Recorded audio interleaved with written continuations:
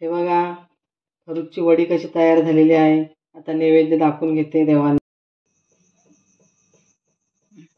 नमस्कार मंडळी, कसे आहात? काल आमची गाय वेले, आज तुम्हाला खरूज कसा बनवायचा ते दाखवते. पहिला तूप टाकून घेते पातेल्यामध्ये. पातेल्याला सगळीकडे तूप लावायचं आहे.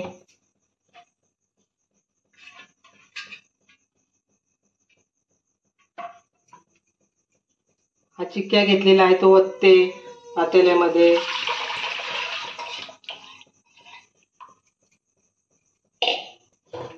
हा दूध घेतला बघा, एवढा आहे तो ओतते.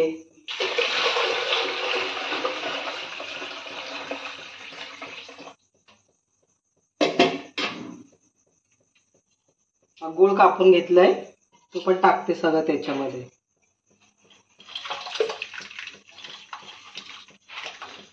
गूळ बारीक केलंय कारण विरघळायला पाहिजे ना.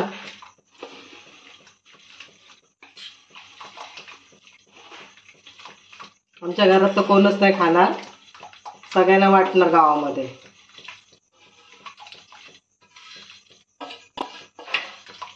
तो कधी भेटत नाही ना.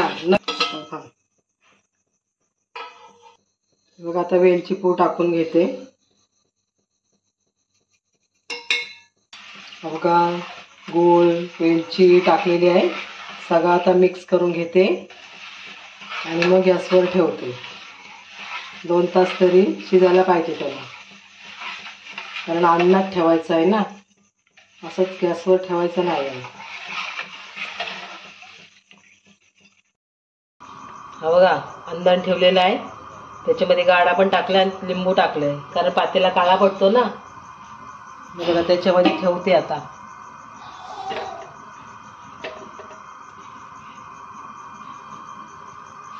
बघा, पातेल्यामध्ये ठेवलेला आहे.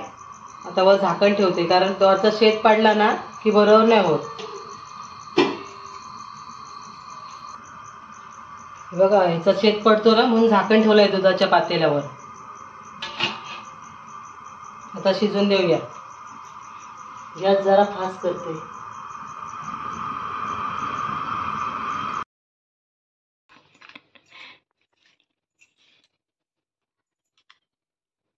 टाइमपास करत खातेस.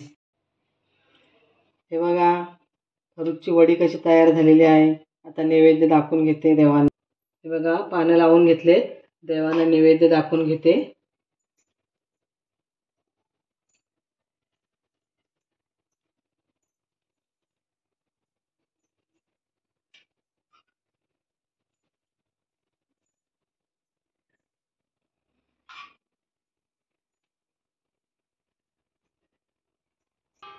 देवाला नैवेद्य दाखवलं की सगळ्यांना द्यायचं.